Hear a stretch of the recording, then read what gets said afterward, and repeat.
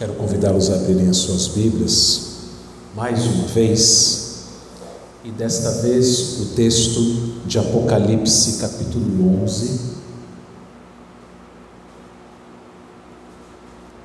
Apocalipse 11. Nós faremos a leitura do verso 1 até o verso 14.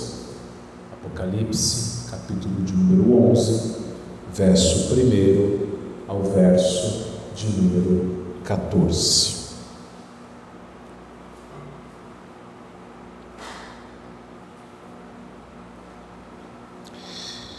Foi-me dado um caniço semelhante a uma vara, e também me foi dito: dispõe-te e mede o santuário de Deus, o seu altar e os que naquele adoram. Mas deixa de parte o átrio exterior do santuário, e não o meças, porque foi ele dado aos gentios. Estes por 42 meses calcarão aos pés a cidade santa. Darei as minhas duas testemunhas que profetizem por 1260 dias, vestidas de pano de saco. São estas as duas oliveiras e os dois candeeiros que se acham em pé diante do Senhor da terra. Se alguém pretende causar-lhes dano, sai fogo da sua boca e devora os inimigos. Sim, se alguém pretender causar-lhes dano, certamente deve morrer. Mas elas têm autoridade para fechar o céu, para que não chova durante os dias em que profetizarem. Tem autoridade também sobre as águas, para convertê-las em sangue, bem como para ferir a terra com toda sorte de flagelos, tantas vezes quantas quiserem. Quando tiverem então concluído o testemunho que devem dar, a besta que surge do abismo pelejará contra elas, e as vencerá e matará. E o seu cadáver ficará estriado na praça da grande cidade, que espiritualmente se chama Sodoma e Egito, onde também o seu Senhor foi crucificado. Então, muitos dentre os povos, tribos, línguas e nações contemplam os cadáveres das duas testemunhas por 3 dias e meio, e não permitem que esses cadáveres sejam sepultados. Os que habitam sobre a terra se alegram por causa deles, realizarão festas e enviarão presentes uns aos outros, porquanto esses 2 profetas atormentaram os que moram sobre a terra. Mas, depois dos 3 dias e meio, um espírito de vida vindo da parte de Deus neles penetrou, e eles se ergueram sobre os pés, e aqueles que os viram sobreveio grande medo. E as 2 testemunhas ouviram grande voz vinda do céu, dizendo-lhes: subi para aqui. E subiram ao céu numa nuvem, e os seus inimigos as contemplaram. Naquela hora houve grande terremoto, e ruiu a 10ª parte da cidade, e morreram nesse terremoto 7.000 pessoas, ao passo que as outras ficaram sobremodo aterrorizadas e deram glória ao Deus do céu. Passou o 2º ai, eis que sem demora vem o 3º ai. Vamos orar, irmãos, mais uma vez. Senhor Deus e Pai, obrigado por esse momento de culto que nós temos. Obrigado, Pai, pelos louvores, pelas orações. E agora, ó Deus, pedimos que o Senhor, ó Pai, acalme os nossos corações e nos dê entendimento da Tua palavra, entendimento vindo do Teu Espírito Santo, Senhor Deus. Que o Teu Espírito, Pai, esclareça, Senhor Deus, a cada um que aqui está presente, a todos aqueles a quem esta mensagem chegar, ó Deus. Que o Teu Espírito me use, apesar de mim, Senhor, de maneira, Senhor Deus, Que a Tua palavra seja pregada com fidelidade, ó Deus. A Tua palavra seja pregada, Senhor Deus, com autoridade, autoridade do Senhor, ó Deus. E que a Tua palavra chegue aos corações, ó Deus, nos movendo, ó Deus, a colocar em prática tudo que nós ouvimos aqui nesta noite. É o que nós te pedimos em nome de Jesus. Amém. Há 10 anos, no dia 15 de fevereiro de 2015, 21 cristãos coptas, sendo 20 egípcios e um ganês, foram decapitados pelo Estado Islâmico na cidade de Sirte, na Líbia, à beira de uma praia. Creio que os irmãos devem se lembrar desse episódio, porque o próprio Estado Islâmico divulgou na internet o vídeo do martírio destes 21 cristãos. Uma maneira terrível. 10 anos depois, há 10 dias atrás, 13 de fevereiro de 2025, as Forças Democráticas Aliadas, um grupo terrorista islâmico, sequestrou e decapitou 70 cristãos dentro de uma igreja protestante no Congo. Entre os mortos decapitados haviam idosos, mulheres e também crianças. Meus irmãos, essas notícias assustadoras, elas muitas vezes parecem distantes de nós. Lá na Líbia, há 10 anos atrás, lá no Congo, África, há 10 dias atrás, cristãos sendo perseguidos, decapitados, por não negarem a sua fé. E muitas vezes nós vemos notícias assim na internet, e alguns instantes depois nós estamos dando risada com um vídeo que a gente vê no Instagram ou no YouTube. Parece que essas verdades não mexem com a gente, ou se mexem, é algo temporário, é algo muito rápido. Aquilo parece que está tão distante. Alguns podem até orar pelas famílias enlutadas, pela igreja perseguida, mas nós não experimentamos na pele a perseguição como tantos irmãos nossos ao redor do mundo experimentam, sendo presos, perdendo suas casas, perdendo sua liberdade e às vezes perdendo a própria cabeça. Só que a gente vive num contexto bastante diferente. Vivemos num país que, eu gosto de falar isso, por enquanto, e você vai ver o que é o por enquanto hoje. Por enquanto, gozamos de liberdade religiosa. Nós temos uma igreja local, fazemos parte de uma denominação muito boa, bíblica, organizada. Fazemos parte de uma igreja local estruturada, com templo, climatizado, iluminado, com músicos de ótima qualidade. Nós temos recursos, nós temos conforto, nós temos portas abertas. E amanhã os irmãos vão sair de suas casas, vão para a escola, para a faculdade, para o trabalho.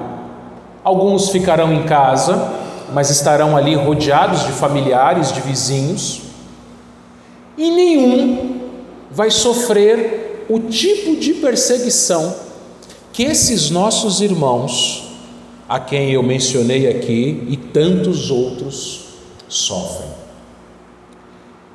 Mas, meus irmãos, isso não significa que a gente também não seja perseguido.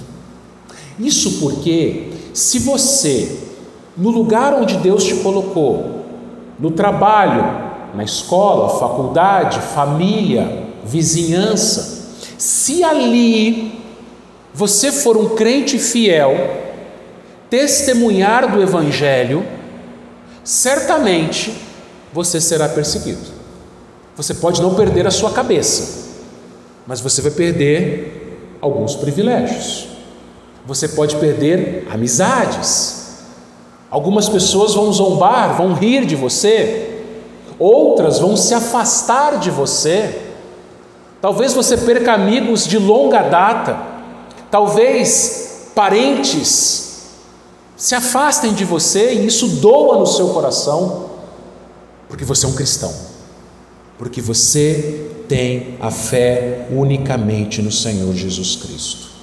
Ser um cristão verdadeiro é se parecer com Cristo, e Cristo carregou a sua cruz e foi morto na cruz. E o cristão, ele é chamado por Cristo a fazer o mesmo, a tomar a sua cruz diariamente e segui-lo. E por que cruz? Porque a cruz era um objeto de martírio, era um objeto de morte. Então o cristão, ele tem que morrer para o mundo, morrer para si mesmo, morrer para o seu pecado, vivendo neste mundo ainda, e isso vai provocar perseguição, mesmo que você não perca a sua cabeça ainda, mas você vai perder vários benefícios, vários privilégios, amizades, talvez algum tipo de conforto. Mas, meus irmãos, no caso do livro de Apocalipse, a situação se parecia mais com da igreja perseguida nos dias de hoje, com os nossos irmãos que perderam a sua cabeça na praia de Sirte, na Líbia, há 10 anos atrás, ou aquela igreja no Congo com 70 decapitados. A nossa igreja tem quase isso de membresia. Imagina a igreja Presbiteriana da Mantina, toda ela, todos os membros aqui dentro, fechados, e um grupo terrorista islâmico cortar a cabeça de todos nós. Imagina isso. Somos esse número, mais ou menos, 70. Imagina isso. É o que aconteceu há 10 dias atrás, lá no Congo. Mas nós temos liberdade. Parece que isso nunca vai acontecer aqui conosco. Mas, meus irmãos, como eu disse, mesmo que pela graça de Deus isso nunca aconteça, esse grau de perseguição nunca aconteça com a gente, sim, se formos fiéis, de um grau bem menor, nós seremos perseguidos. E mesmo que a gente não morra literalmente, fisicamente, nós vamos sofrer também. No caso de Apocalipse, como eu disse, os nossos irmãos aqui do final do primeiro século, eles estavam sendo perseguidos, sendo presos, sendo jogados em arenas romanas e sendo ali devorados por animais, sendo mortos. E esses nossos irmãos, eles precisavam de esperança. Eu tenho aqui dominicalmente batido nessa tecla. Apocalipse foi escrito para dar esperança. Então, se você estiver ali pensando em algo que jogue a sua esperança para longe, você precisa ler Apocalipse e precisa entender Apocalipse. É por isso que nós temos exposto este livro, para dar esperança a esta igreja, para dar esperança ao seu coração, para dar esperança de que a vida aqui é além, vai além. Nós não vivemos apenas para este mundo, mas nós temos algo depois, nós temos algo que nos espera, nós temos algo superior, nós temos o céu que nos espera, o Senhor Jesus Cristo que nos espera. E, meus irmãos, este livro, ele tem mostrado a história do fim, através de repetidas vezes sendo contada em grupos de 7. Nós vimos os 7 selos, como que a história do fim foi contada através dos 7 selos. Nós estamos nas 7 trombetas, paramos na 6ª, e nós vimos no domingo passado o início de um intervalo, de um interlúdio entre a 6ª e a 7ª.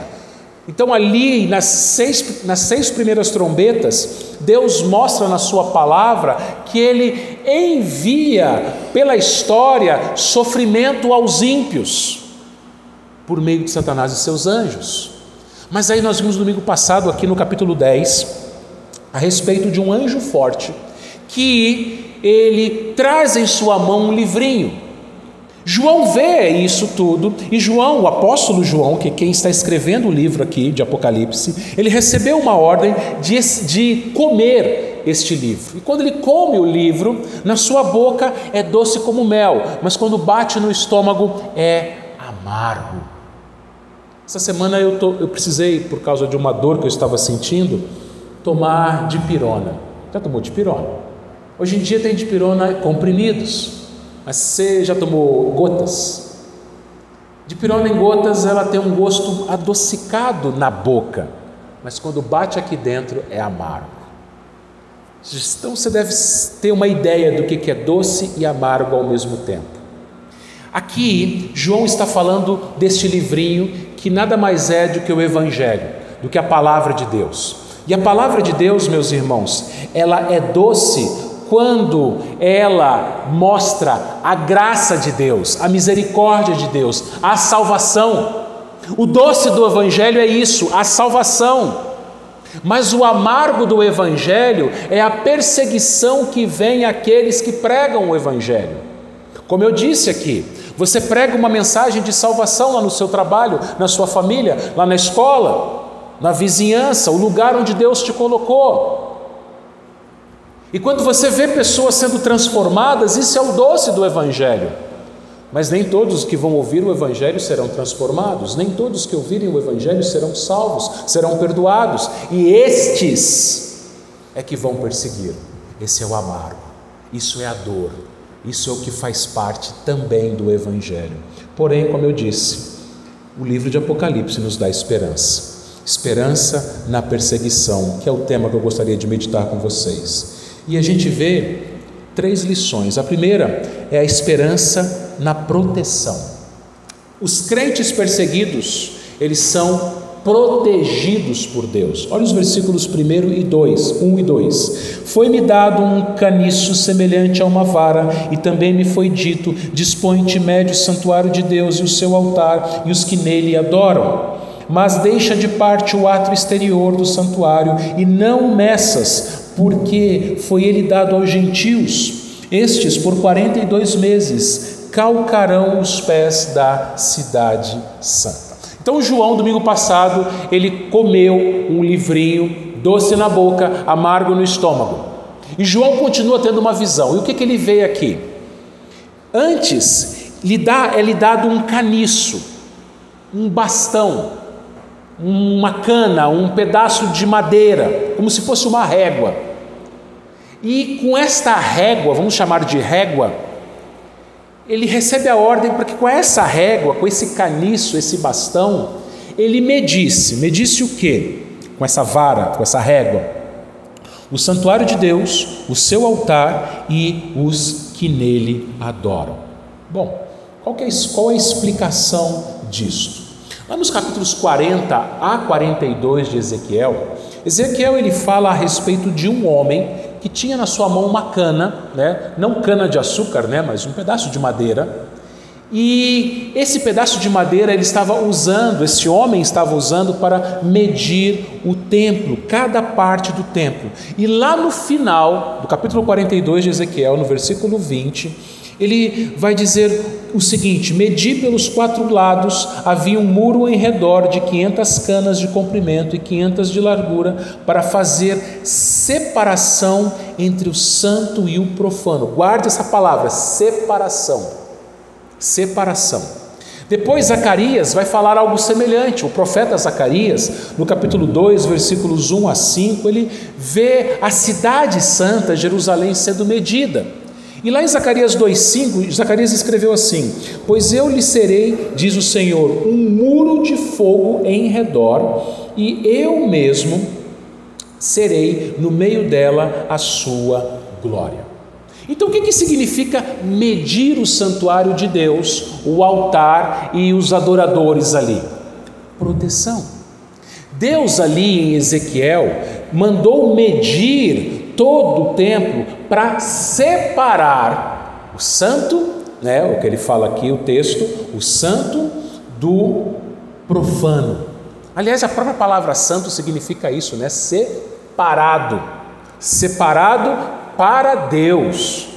Então, meus irmãos, o que João está vendo aqui? Que João ele deveria medir o santuário de Deus, o templo, como um simbolismo, olhando para os profetas Ezequiel e Zacarias, aliás, de que Deus estaria protegendo o seu povo, separando o seu povo para Ele mesmo e protegendo.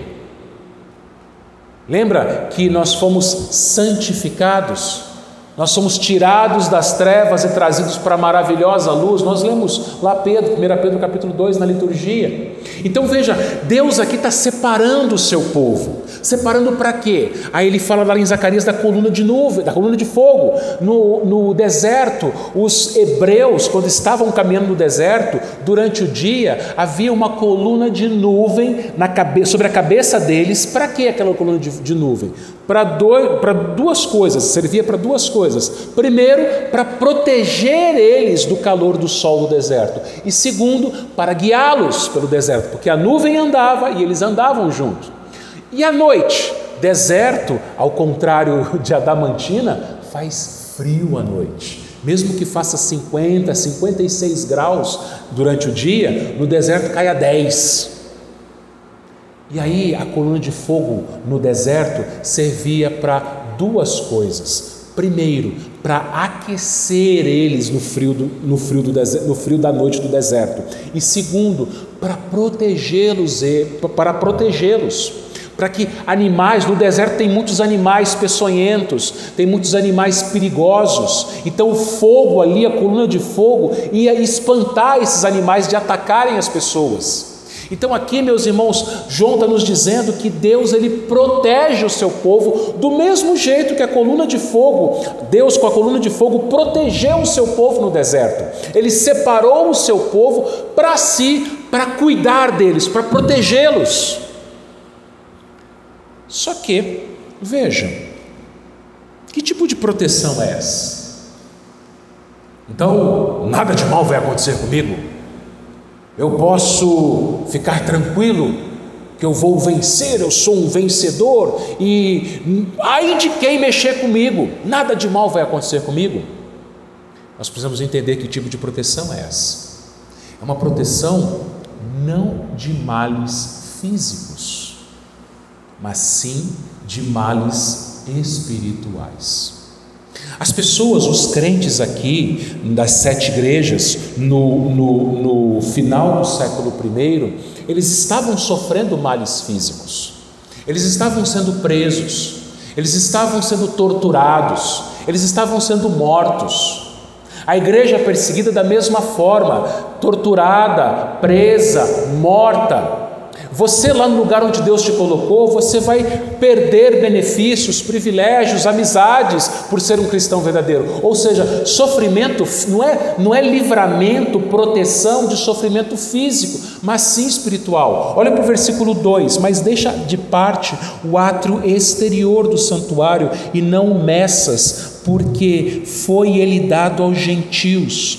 Estes por 42 meses calcarão os pés aos pés da cidade santa. O que significa isso daqui, meus irmãos? Significa o seguinte: havia no templo, tanto o templo que Salomão construiu, depois mais tarde o templo pós-exílio, o templo de Zorobabel, e mais tarde o templo de Herodes, haviam vários átrios externos. Um desses átrios externos era o átrio dos gentios. O que significa gentil? Tem 2 significados. O primeiro significado são os povos não judeus. Todas as nações que não eram de Israel, eles eram chamados de gentios. Eles podiam adorar a Deus no templo? Podiam, mas lá no átrio dos gentios. Se eles ultrapassassem o átrio dos gentios e entrassem para a parte interior do templo, eles podiam ser mortos. Havia uma placa dizendo isso. Se eles passassem, eles seriam mortos. Só que não é esse o significado aqui. Por quê? Porque nas 7 igrejas da Ásia, e todas as igrejas que faziam parte da igreja primitiva, haviam gentios, haviam membros de outras nações, gregos, romanos e outras nacionalidades, haviam gentios. Então existe um segundo significado de gentios, que são os pagãos, os não convertidos, os ímpios. Falando exatamente disso, daqueles que não foram separados, tirados das trevas e trazidos para a maravilhosa luz, aqueles que não foram medidos por Deus, protegidos por Deus de males espirituais, aqueles que foram deixados de fora. Vejam, meus irmãos, estas pessoas, o texto diz que eles por 42 meses calcarão os pés da cidade santa. O que significa isso? Lá na versão NAA, o final deste versículo diz que os gentios pisarão a cidade santa. Lá em Lucas 21, 24, Jesus ele disse o seguinte: cairão a fio da espada e serão levados cativos para todas as nações, e até os tempos dos gentios se completem, Jerusalém será pisada por eles. Lucas 21, 24. O historiador chamado Flávio Joséfo, ele diz que no ano 70 depois de Cristo, o exército romano ele invadiu Jerusalém e destruiu a cidade e o templo, e foram mortos cerca de 1 milhão de pessoas em Jerusalém pelo exército romano no ano 70 depois de Cristo. Pisados, os corpos pisados pelo exército romano. Então João aqui, meus irmãos, ele está fazendo uma alusão a esse acontecimento aqui. E aqui ele está apontando para a igreja perseguida, que os ímpios vão perseguir fisicamente os crentes, e até mesmo matar os crentes, como os nossos irmãos lá na Líbia, lá no Congo e em tantos outros lugares. Os ímpios, eles perseguem os crentes. Agora observe uma coisa, ele diz aqui em 42 meses. A gente tem que sempre se lembrar que os números em Apocalipse, eles possuem significados e não podem ser tomados literalmente. Aqui não está falando de 42 meses literal. Aqui a ideia é que o tempo é limitado por Deus. Existe um tempo certo. O que a maioria dos comentaristas entende nesses 42 meses é o tempo entre a descida do Espírito Santo e a volta de Cristo. Então é o tempo da igreja. Então durante esse tempo a igreja será perseguida. Você se lembra lá em Atos, no livro de Atos, que logo que começou a igreja, os apóstolos foram presos. E o que a igreja orava lá em Atos capítulo 4? Para que Deus desse o quê? Coragem, intrepidez aos seus servos, aos apóstolos, para pregarem o evangelho. E a gente vê essa perseguição continuar e continuar por toda a história, até quando Jesus voltar. Mas é só até quando Jesus voltar. É um tempo limitado, definido por Deus. Então, se porventura você está pregando o evangelho, você está testemunhando, e por causa disso, lá onde Deus te colocou, você está sofrendo algum tipo de perseguição, lembre-se, é temporário, tem um tempo limitado. E mal espiritual ninguém pode fazer contra o cristão. Eles podem sim torturar, prender e até matar, mas você está salvo, o cristão está salvo. O mal espiritual maior, o mal maior de todos, que é o inferno, deste mal o cristão está protegido, deste mal o cristão está guardado. Conforme a gente viu na escola dominical hoje de manhã, na lição a respeito do juízo final, nós seremos julgados e lá estarão abertos os livros, e lá seremos julgados um, por cada ato, cada palavra, cada pensamento. E por que nós não sofreremos o mal maior, a condenação? Porque o nosso nome está escrito no livro da vida. Estamos guardados, estamos protegidos pelo Senhor. Segundo lugar, nós temos esperança na proclamação. Se você está protegido, guardado pelo Senhor do mal espiritual, da condenação, você tem que proclamar. Lembra? Você foi tirado das trevas para a maravilhosa luz. Para quê? Para proclamar as virtudes daquele que vos tirou das trevas para a maravilhosa luz. Versículos 3 e 4. O ventilador está virando a minha gravata aqui e a folha. Desliga para mim, por favor. 3 e 4. Darei as minhas 2 testemunhas que profetizem por 1260 dias, vestidas de pano de saco. São estas as 2 oliveiras e 2 candeeiros que se acham em pé diante do Senhor na terra.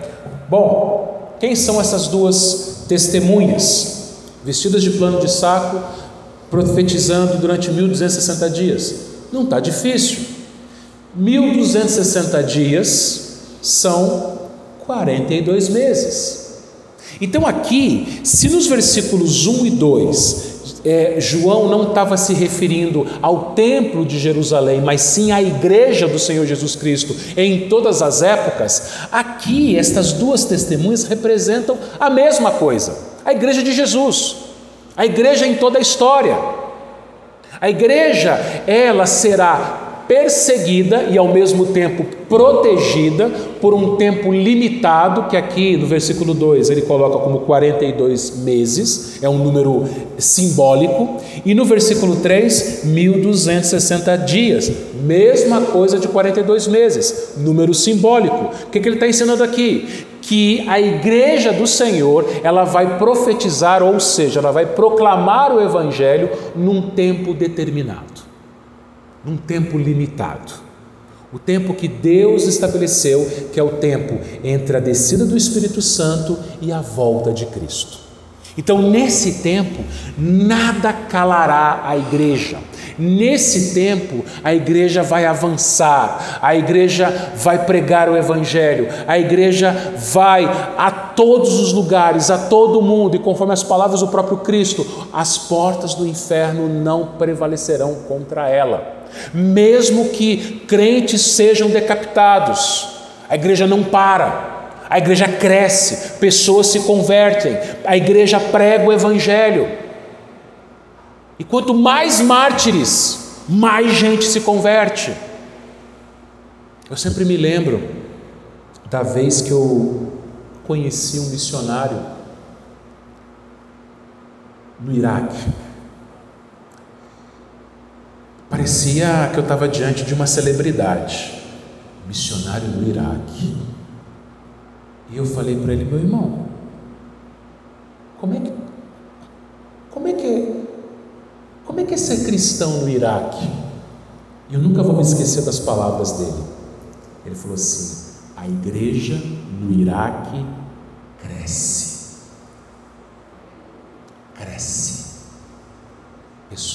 Crentes são perseguidos, crentes são presos, crentes são torturados, crentes são mortos, mas mais gente está se convertendo.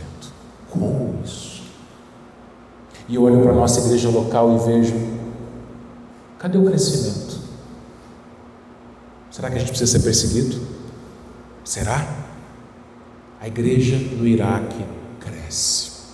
O evangelho é pregado pelas 2 testemunhas, e essas testemunhas, elas são comparadas a 2 oliveiras e 2 candeeiros. João, ele toma a figura novamente de Zacarias. Zacarias capítulo 4, ele fala das duas oliveiras dos dois candeeiros. Vamos pensar aqui, o que é um candeeiro? O candeeiro, ele tem como função iluminar o local. Então a igreja é o que? A luz do mundo. Onde a igreja chega, as trevas são dissipadas, mesmo que seja uma igreja pequena, mesmo que seja um cristão apenas, a luz não prevalece contra as trevas. Mesmo que você esteja num quarto escuro e você acende um abajur com uma lâmpada bem pequenininha, bem fraquinha, não tem mais trevas, não tem mais escuridão, você já consegue enxergar, mesmo que seja uma luz bem fraquinha, mesmo que seja a lanterna do seu celular, mesmo que seja uma vela, não tem mais trevas, você já é capaz de enxergar.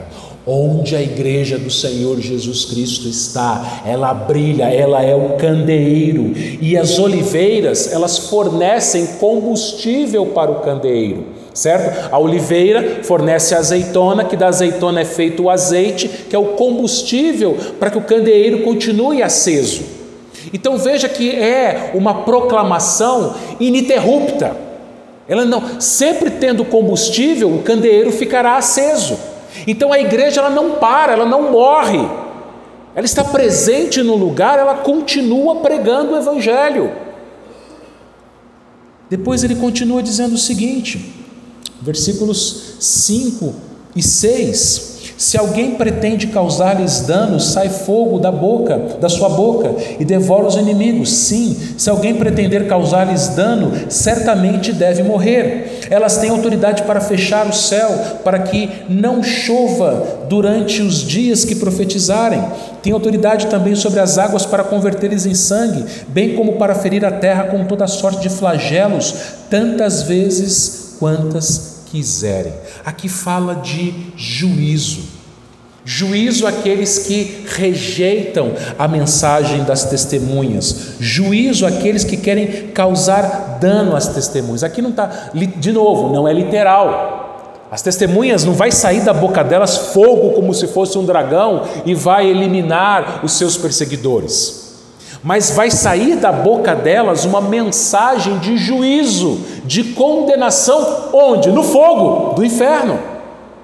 As testemunhas pregam o evangelho que tem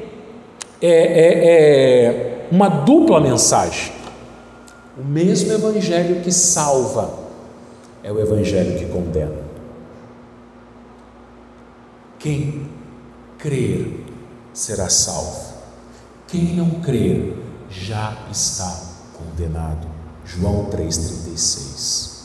Então, quando você fala de Jesus para alguém, você não está pregando um Jesus bonzinho, um Jesus docinho, açucarado, um Jesus the chosen.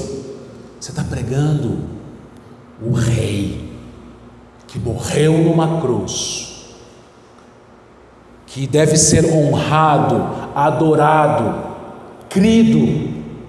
Os pecados devem ser colocados diante dele, confessados, porque quem fizer isso será salvo. Quem se arrepender e crer será salvo, mas quem não se arrepender e não crer já está condenado. Este é o fogo que sai da boca das testemunhas, que ele fala aqui. Esta é a palavra de condenação que sai da boca da igreja. A igreja, ela não conta uma meia verdade, ela não prega um meio evangelho. A igreja fala, sim, Jesus salva, mas sim, Jesus condena. O que nós aprendemos hoje na escola dominical? Que o juízo final servirá para mostrar duas grandes verdades. Primeira, é mostrar a graça e a misericórdia de Deus, Ele nos salva. Mas, em segundo lugar, será mostrar a justiça de Deus. Ele condena com justiça. E é disso que os versículos 5 e 6 estão falando. Ele usa mais duas, João usa mais duas figuras do Antigo Testamento. Ele fala que as testemunhas têm autoridade para fechar o céu, para que não chova. Lembra da imagem, da história de Elias? Elias, pela autoridade de Deus, ele disse que não choveria. E aquilo trouxe fome para Israel. Por quê? Porque o rei Acabe, juntamente com o povo, estava em pecado, em idolatria. A outra figura que ele usa aqui no versículo 6 é de água transformar em sangue, a primeira praga do Egito. Como Faraó continuou com seu coração endurecido, veio a primeira praga e as demais 9, que era juízo de Deus. Então o que está ensinando aqui é o seguinte, que aqueles que se levantarem contra a igreja receberão o juízo de Deus da boca da própria igreja. A própria igreja vai falar: olha, quem não crer, quem não se arrepender, está condenado, condenado ao fogo. Deus vai condená-los, Deus vai derramar o seu fogo sobre estas pessoas. Porém, como eu disse lá para cima, nos versículos 2 e 3, essa pregação da igreja, esse tempo de ministério da igreja é um tempo limitado. Então, meus irmãos, nós estamos vivendo este tempo aqui, dos versículos 3 ao 6. A igreja está pregando o evangelho, a igreja está testemunhando, a igreja está avançando. Nós cantamos isso agora há pouco. Só em ti confiarei, em breve eu irei, eu vou caminhar, eu estou indo, vamos lá, vamos pregar. Mas vai chegar uma hora que a igreja vai parar de pregar. Olha os versículos 7 e 8. Quando tiverem então concluído o testemunho que devem dar, então veja, vai chegar uma hora que as testemunhas que representam a igreja no mundo, vai chegar um tempo que a igreja vai concluir, terminar o seu trabalho, terminar o seu ministério, vai terminar de pregar. Quando isso acontecer, versículo 7, a besta que surge do abismo pelejará contra elas, as testemunhas, e as vencerá e matará. E o seu cadáver ficará estirado na praça da grande cidade, que espiritualmente se chama Sodoma e Egito, onde também o seu Senhor foi crucificado. O diabo e o mundo, por toda a história, por todos esses 1260 dias figurados aqui, ou seja, por todo o tempo que Deus deu para a igreja testemunhar, pregar o evangelho, o diabo e os seus anjos e o mundo vão perseguir a igreja. E aí eles não vencem a igreja. Mas vai chegar um dia em que a igreja será vencida. Vai chegar um dia que este personagem aqui chamado besta, que a gente vai explicar melhor posteriormente, futuramente, este personagem enviado por Satanás vai vencer a igreja e vai matar a igreja. E a situação será tão terrível que não existirá mais igreja organizada na face da terra. Segundo as palavras do comentarista William Hendricks, ele diz que a igreja, como organização missionária, findará o seu testemunho.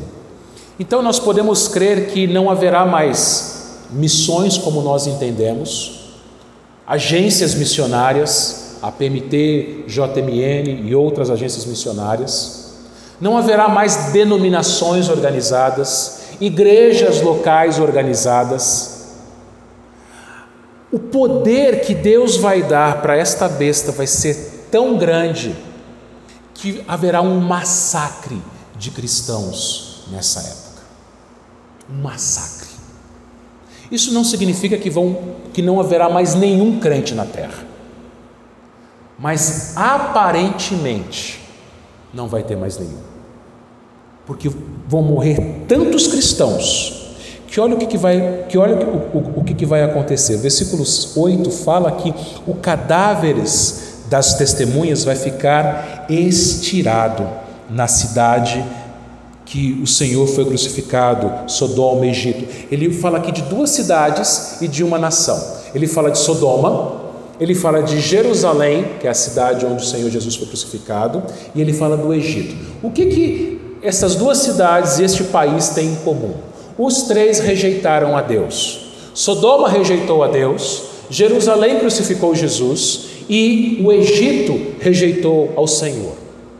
Então, aqui ele não está falando de lugares específicos, mas falando do mundo inteiro, de todas as cidades. Todas as cidades vão rejeitar o Evangelho, vão rejeitar Jesus, vão rejeitar Deus, e as pessoas dessas cidades, as pessoas do mundo inteiro, vão partir para cima e vão matar a igreja, matar os crentes. E ele fala aqui dos cadáveres estirados. E quando a gente continua aqui no versículo 9, diz que muitos dentre os povos, tribos, línguas e nações, quer dizer, é o mundo inteiro, contemplam os cadáveres das duas testemunhas por 3 dias e meio e não permitem que esses cadáveres sejam sepultados. O que isso significa? No mundo antigo, não sepultar alguém era uma desonra, era desonrar o morto. É uma atitude de honra o sepultamento. Agora, deixar uma pessoa ali, um corpo, um cadáver ali, significava o seguinte, que os animais iam comer aquele corpo. As aves de rapina, os chacais, os lobos do deserto iriam comer aquele corpo. Aquilo era, para os povos antigos, aquilo era humilhante. Então, mesmo depois de morta, a igreja continuará sendo humilhada. E olha a que ponto chega a humilhação no versículo 10 e no versículo, aliás, só no versículo 10 aqui: os que habitam sobre a terra se alegram por causa deles, realizarão festas e enviarão presentes uns aos outros, porquanto estes 2 profetas atormentaram os que moram sobre a terra. Meus irmãos, quando a igreja deixar de existir no mundo, o mundo vai fazer festa, o mundo vai trocar presentes, eles vão comemorar mais do que a Copa quando ganham a Copa do Mundo. Vai ser algo assim, uma festa gigante. Eles vão zombar da igreja, a igreja que não existe mais. Os cadáveres, vamos tentar imaginar, irmãos, eu quero chamar a sua atenção para o futuro. Este templo não existe mais, é em ruínas. Em ruínas, não tem mais esse templo da igreja presbiteriana Adamantina. As pessoas de Adamantina nessa época, elas vão passar e vão zombar, vão passar aqui em frente e vão zombar, vão festejar, porque não existe mais igreja. A igreja, olha lá o final do versículo 10, atormentava. Você já falou, você já evangelizou alguém? Presta atenção no que eu vou te falar. Você já evangelizou alguém? Parente, um colega de trabalho, de escola, de faculdade, um vizinho, e essa pessoa falou assim: para, eu não quero mais ouvir. Já evangelizou alguém que chegou nesse ponto? Não me fala mais, eu não quero mais ouvir da sua religião, do seu Jesus, eu não quero mais, para. Já aconteceu isso comigo uma vez. Sabe por que essas pessoas falam isso? Elas se sentem atormentadas.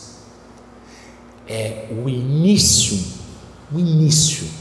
do tormento do inferno. Lembra da história de rico e Lázaro? O rico, ele estava no inferno em tormentos. O evangelho atormenta o ímpio. O evangelho deixa o ímpio assim, completamente maluco. Ele não quer ouvir aquilo. Atormenta. Por isso que os ímpios, eles matam os crentes. Por isso que quando os crentes estão mortos, não existe mais igreja organizada, não existe mais obra missionária. Os poucos crentes estão isolados. Isso já é uma realidade hoje em alguns lugares da terra. Pense, por exemplo, na Coreia do Norte. Coreia do Norte não tem igreja. Não tem igreja. Coreia do Norte não tem agência missionária. Não tem uma igreja local como essa. Coreia do Norte não tem denominação evangélica cristã. Coreia do Norte não tem Bíblia. Não tem. Tem crente lá? Claro que tem. Mas um número minúsculo de crentes. Agora imagina uma coisa.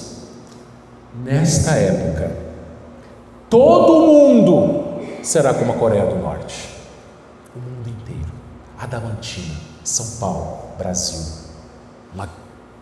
O globo será como a Coreia do Norte. Não terá mais igreja, não terá mais organizações missionárias, não terá mais denominações. Os ímpios vão zombar e os poucos crentes que sobrarem estarão isolados, espalhados, sem se reunir. Só que eu quero chamar a sua atenção para uma coisa. O texto diz, meus irmãos, aqui no versículo 9, que será por 3 dias e meio. Agora, não dá para você comparar 3 dias e meio com 42 meses ou 1260 dias. Qual que é o ponto aqui? É que vai ser um curto, bem curto espaço de tempo entre a besta vencer a igreja e o final, a volta de Cristo, será um espaço de tempo muito pequeno, que aqui é simbolizado por 3 dias e meio.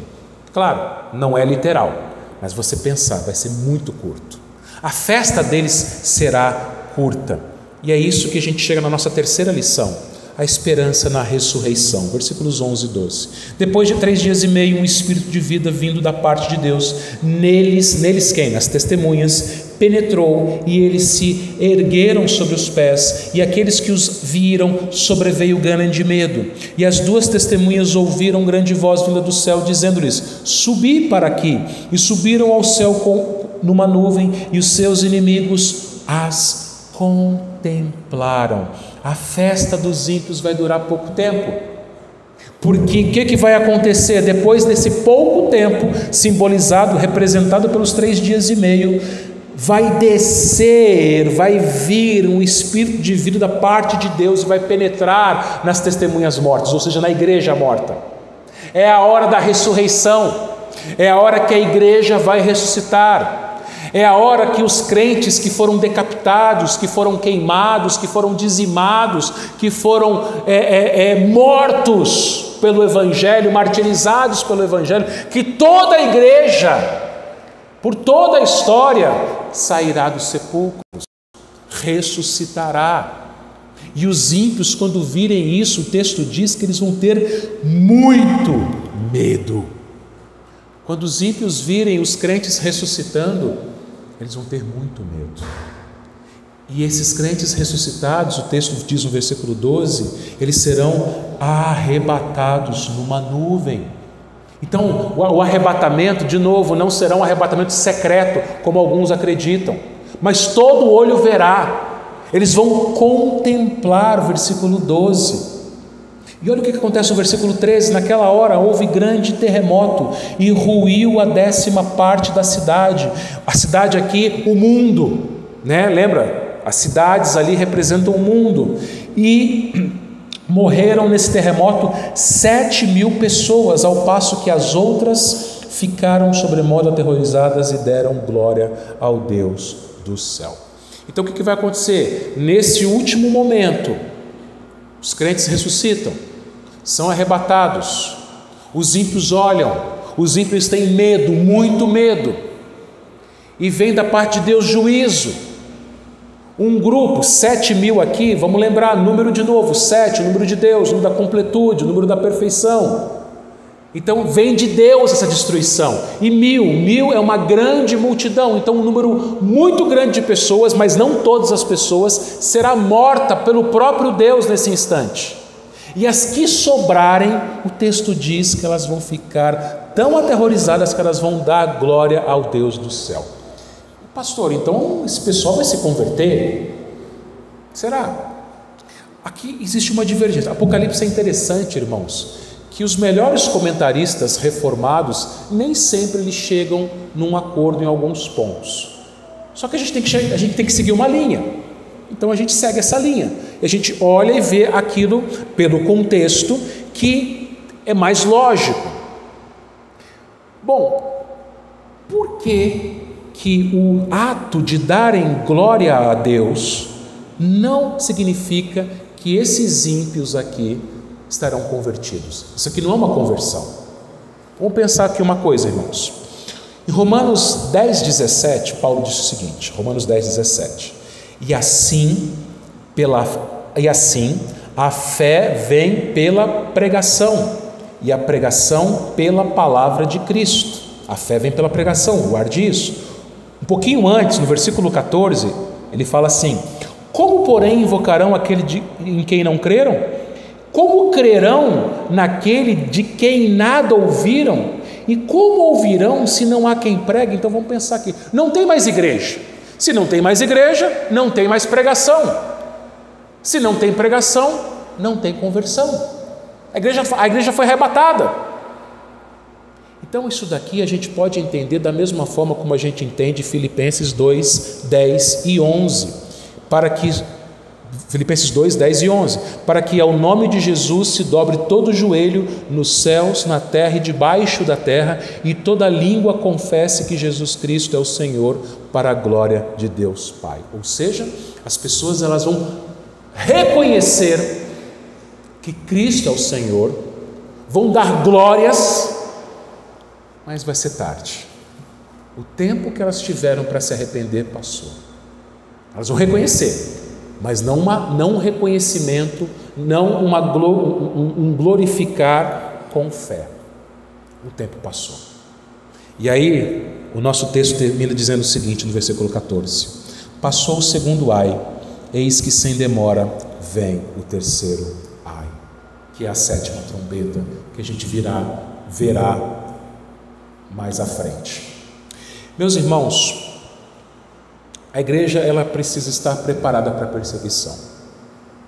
Como eu disse no início, a gente ouve e lê notícias sobre cristãos presos, torturados e mortos em países distantes. Aquilo mexe com a gente se entristece, a gente fica chocado, a gente até ora, mas pouco tempo depois a gente continua com a nossa mesma vida. E aquilo parece que não fez muita diferença para nós. Mas uma coisa eu falo para vocês, para todos nós: enquanto nós vivemos num lugar em que nós temos a liberdade de peito aberto, de boca aberta, no bom sentido, falarmos, testemunharmos, dizermos às pessoas quem é Jesus Cristo, o que Ele veio fazer, e o que as pessoas devem responder a isso, arrependendo-se. Lembra que as testemunhas estavam vestidas de pano de saco? Os profetas antigos, eles usavam pano de saco como um símbolo de pregação de arrependimento. Então a igreja ela não pode se acomodar a este mundo, ela não pode estar acomodada a este século. A igreja ela não pode se acomodar às filosofias mundanas, aos pensamentos mundanos, às práticas mundanas. A igreja tem que ser diferente. Se você vir na rua alguém usando um saco de cebola, um saco de batata como roupa, você não vai achar estranho, você não vai achar esquisito, você não vai achar que essa pessoa é um louco, uma pessoa louca. Olha, mas usando um saco de cebola, um saco de batata de roupa. Mas é assim que deve ser a igreja. As pessoas no mundo devem nos achar estranhos, porque se eles não nos acham estranhos, é sinal que nós nos parecemos com eles.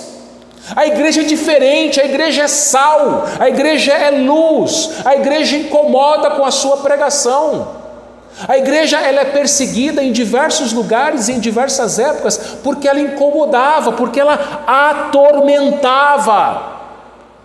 E até hoje atormenta a as pessoas. E aí eu pergunto: você tem atormentado as pessoas que estão ao seu redor? Atormentado, mostrado às pessoas que, se elas morrerem sem Cristo, elas estão condenadas ao inferno. Elas vão achar que você é um louco, da mesma forma que, se você vir ali na rua alguém com um saco de cebola usando como roupa, você vai achar essa pessoa um louco. Nós somos loucos. A mensagem do Evangelho é loucura para o mundo, diz Paulo aos Coríntios. Então a gente não pode se acomodar, não pode descansar, não pode parar, mesmo que a gente perca privilégios, mesmo que a gente seja processado, mesmo que percamos benefícios, mesmo que a gente passe a ganhar menos, mesmo que a gente perca o nosso emprego, mesmo que sejam confiscados os nossos bens, mesmo que a gente seja preso, torturado e até morto, nós não podemos parar, porque nós temos esperança que o mundo não tem. O mundo, aquele seu colega que hoje está se divertindo, assistindo uma série, dando risada com um vídeo de TikTok, vendo seu time ganhar ou perder, descansando, amanhã esse seu colega vai estar lá no seu trabalho, na sua escola, na sua faculdade, reclamando da vida, reclamando que hoje é segunda-feira, vai amaldiçoar a segunda-feira, porque o final de semana acabou. Esse seu colega, esse seu amigo, esse seu conhecido, esse seu parente, ele tem uma vida vazia, igual a que você tinha, mas você tem esperança do Evangelho. Você foi perdoado. Nós vimos isso hoje de manhã. Você foi perdoado. E se você ama essas pessoas, você tem que proclamar essa mensagem de perdão, mas só é perdoado quem se arrepende. Por isso, pano de saco. Então você tem que chamar as pessoas ao arrependimento. O pastor não está lá no seu trabalho, na sua escola, na sua faculdade, na sua casa. Você está lá. Deus colocou você lá. Você é um missionário ali, uma missionária ali. Deus chama alguns para serem missionários em terras distantes, mas todos são missionários exatamente no lugar onde Deus o colocou. E não fique com medo, não fique assustado se você tiver que sofrer por causa da sua fé. Você vai sofrer. Aliás, Jesus disse isso nas bem-aventuranças: bem-aventurados os perseguidos.